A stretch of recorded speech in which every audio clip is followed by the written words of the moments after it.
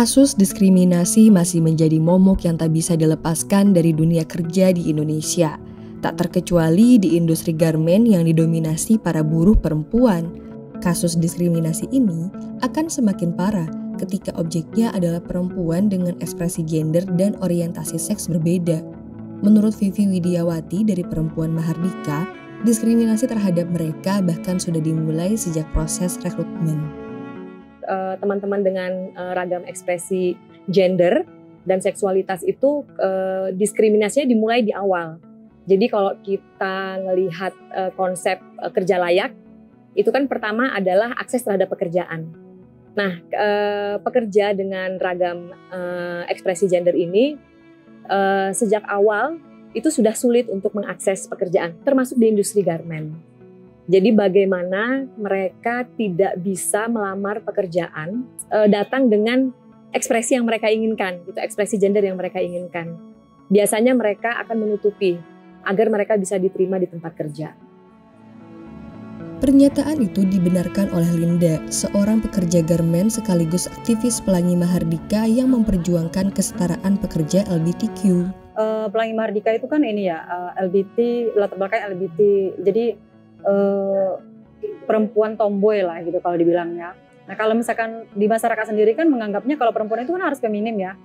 Nah sementara kalau perempuan di Pelangi Mahardika ya dia perempuan yang maskulin, tentunya tomboy ya kan, kebalikan yang dimau oleh masyarakat. Nah itu pernah terjadi itu dari teman-teman itu, kalau cerita dari teman-teman di Bogor itu ada juga sih teman kami dari Suara Pelangi namanya gitu di Bogor. Dia pernah menceritakan bahwa lamarannya itu dilempar sama security-nya, bahwa dia bilang kami tidak menerima orang yang aneh-aneh begini gitu.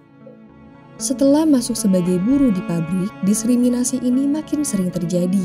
Pelecehan verbal dan fisik baik dari pihak perusahaan dan rekan kerja nyaris menjadi makanan sehari-hari. Karena teman-teman baru tahu bahwa aku adalah bagian dari teman-teman LGBT itu kan, jadi sering dibully gini. Kalau aku tuh pernah, jadi ada karyawan yang hamil, terus dia nginjek kakiku. Kalau bahasa budaya kita tuh kan suka gini bilang, oh kalau orang hamil nginjek orang yang belum hamil, dia akan hamil kan gitu. Nah ketularan kayak gitu.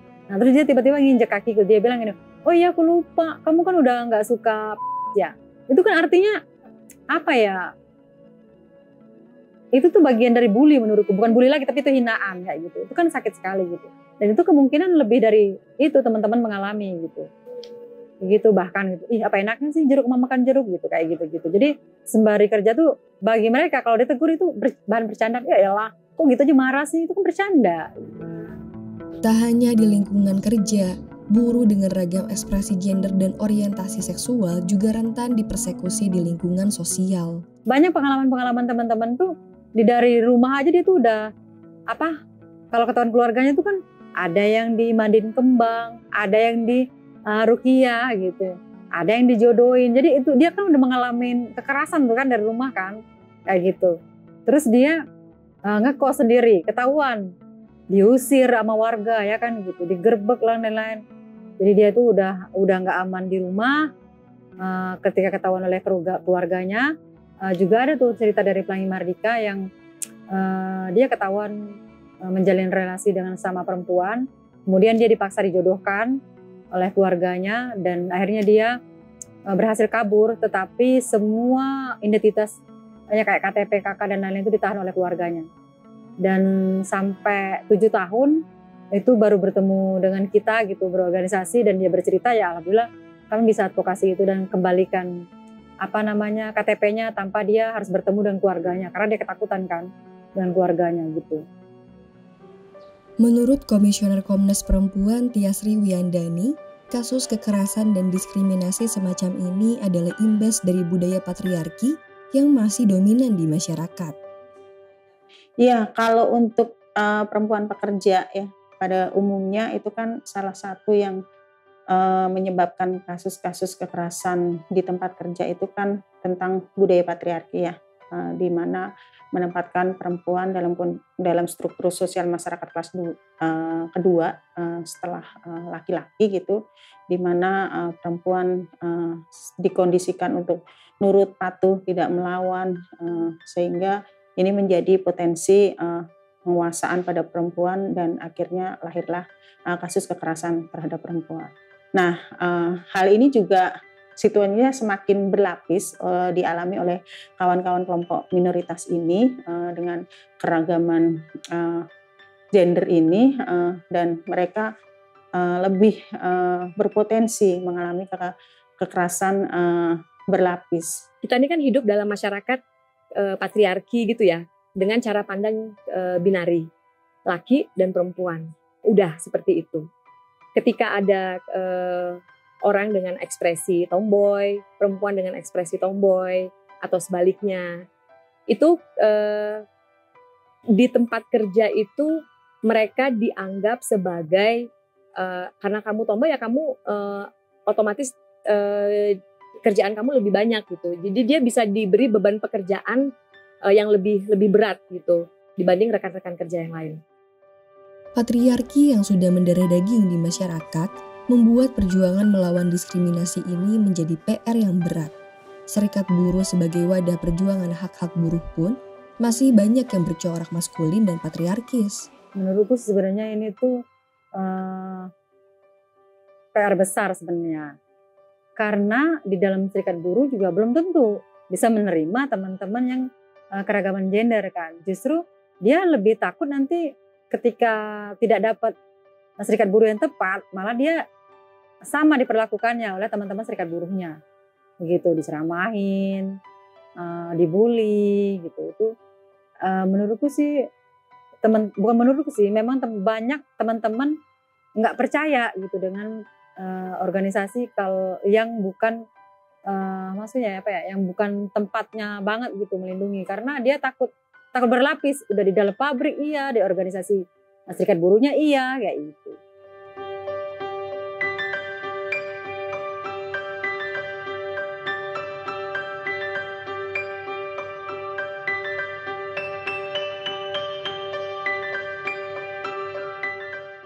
Langkah-langkah yang bisa dilakukan adalah terus menyuarakan tentang kampanye pencegahan kekerasan terhadap perempuan dan kelompok-kelompok rentan lainnya.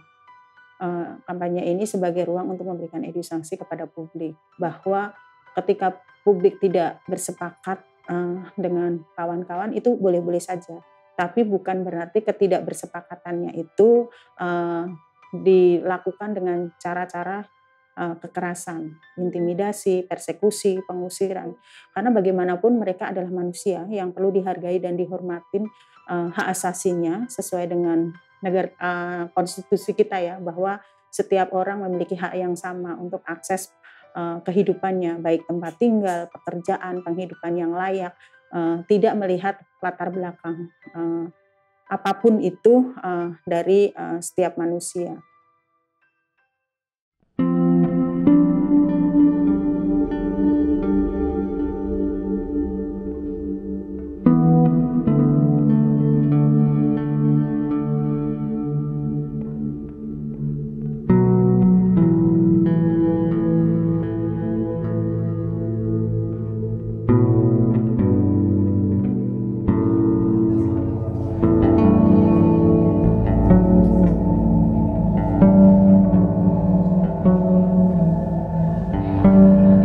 Harapan kami sih sebetulnya ini harapan terhadap pemerintah baru gitu ya. Rezim baru gitu ya. Kalau secara umum sih pasti aku pengennya itu ya pemerintah harus memberikan kebijakan-kebijakan yang baik gitu untuk pekerja Indonesia ya kan. Terutama itu sistem kontrak kayak dan HL dan lain itu dihapus gitu tentunya gitu. Karena itu biang masalah di perburuhan. Itu sih. Kemudian juga kebijakan untuk keragaman ya tentunya itu harus ada pengakuan dulu dari pemerintah bahwa teman-teman keragaman itu ada dan dia juga manusia dan dia juga rakyat Indonesia yang punya hak yang sama, seharusnya itu. Ya, salah satu yang menjadi penting untuk disampaikan kepada pelaku usaha bahwa kesempatan kerja ini perlu dibuka untuk kawan-kawan ini, karena yang menjadi targetan kontribusi kan bukan orientasi seksualnya, tetapi bagaimana karya mereka. Sebetulnya harapannya ada pada kekuatan buruh itu sendiri dan ada pada serikat buruh. Jadi untuk merubah pemerintah, mindset pemerintah itu kan tidak bisa mengharapkan mereka berubah sendiri. Dia harus ada dorongan dari kita, dari serikat buruh, dari organisasi perempuan, dari semua kekuatan buruh untuk mendesak bahwa ada persoalan yang perlu ditangani. Bagaimana diskriminasi, kekerasan, dan pelecehan seksual terhadap pekerja ragam gender dan seksualitas ini itu urgent untuk ditangani.